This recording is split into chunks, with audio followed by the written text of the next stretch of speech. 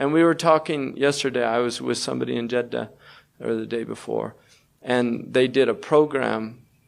He's a producer, he does a religious program. And they did a program on happiness. He was talking about what makes people happy. And he asked me about that concept, sa'ada. And I told him, that in the Islamic tradition, happiness is not a state. It's not something you can be in. Like, you can't be happy. You can feel happy, but you can't be happy at any point in your life. That happiness is the sum total of your life. It's the result of your life. Whether you lived a happy life or whether you lived a miserable life. And that's based on what you did in your life. According to the Greeks, it was about virtue, living what they called arete, which was a life of excellence.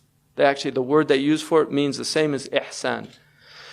Raghib al-Isbahani and Imam al-Ghazali said that happiness is, and Imam al-Ghazali is heavily influenced by Raghib, so it's probably better to say Raghib al-Isbahani. Raghib al-Isbahani, who was a great ethicist, he was a mufassir, he was many things. He was one of these great ulama of Islam. But he said that the whole purpose of life is happiness. There's no other purpose. The purpose of life is sa'ada. And sa'ada, happiness, unlike anything else in life, is an end, not a means. Everything else is a means. If you ask people what they want, average people that haven't thought about things deeply, if you just say, what do you want out of life? Well, I want to have a family. I want to be successful. I want to get a degree. I want to make lots of money. Whatever. They give you lots of different reasons. But if you ask people, and then you begin to probe that. Why do you want money? Well, it enables me to be free. I can do things that you can't do without money. Why do you want to be able to do things? And if you keep probing, the end result is always happiness. Because they want to be happy. They want to be in a state of contentment. So that is the essence of what humans are out for. But most people don't know it. And then they don't understand the difference between real and apparent goods. Like people think that fame is a good in itself. So there's all these people that want to be famous. They want to be known. Or they think that stature is a thing that it's good to have.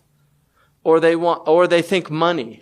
I want money because money gives me power. Money gives me, and so they'll sacrifice real goods for what they deem to be the ultimate goods in life. And that's why people sacrifice their families. Families break up over inheritance. Because money to them is more important than the family. But the real good is the family, because you can have all the money you want, but if you don't have family, you're deprived of one of the most essential goods in life, which is that support system that Allah subhanahu wa ta'ala gave humans. Family is at the root of what life is about. And many, many other examples of that.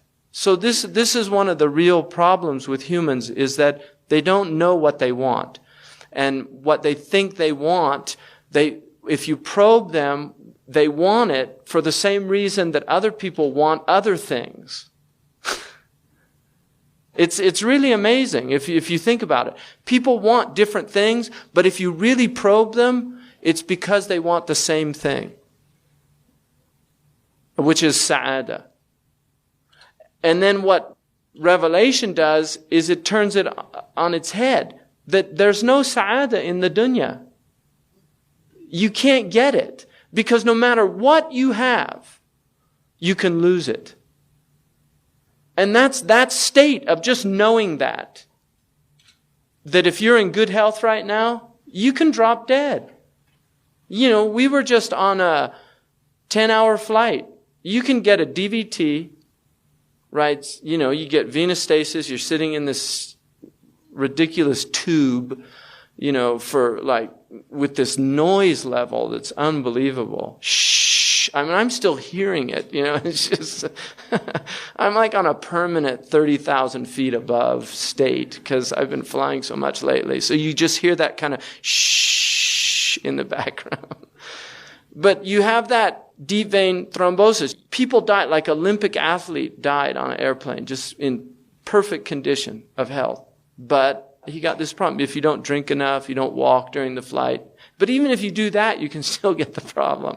You take the precautions. But Imam Ali, radiallahu anhu, in a tradition said, and this is called marfu', even though it has hukm al-rafa'. In the hadith science, whenever there's an end of time statement, even if the Sahaba doesn't mention the Prophet, you have to assume it's from the Prophet because they don't have revelation and they would only say something they heard the Prophet say. So sometimes Sahaba will just make a statement and it's actually from the Prophet. Imam Ali said one of the signs of the end of time is hemorrhoids become widespread and sudden death.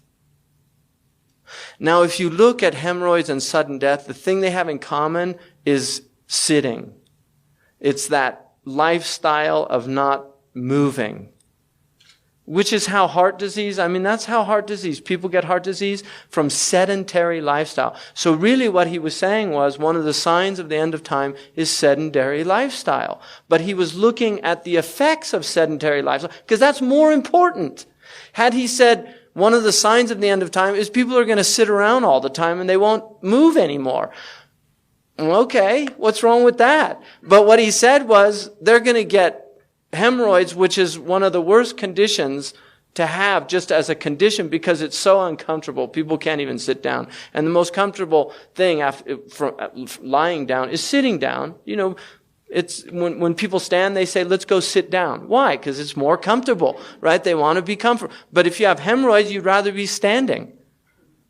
So that's a sign of the end of time. And then sudden death, like DVTs, heart attacks, all these type things.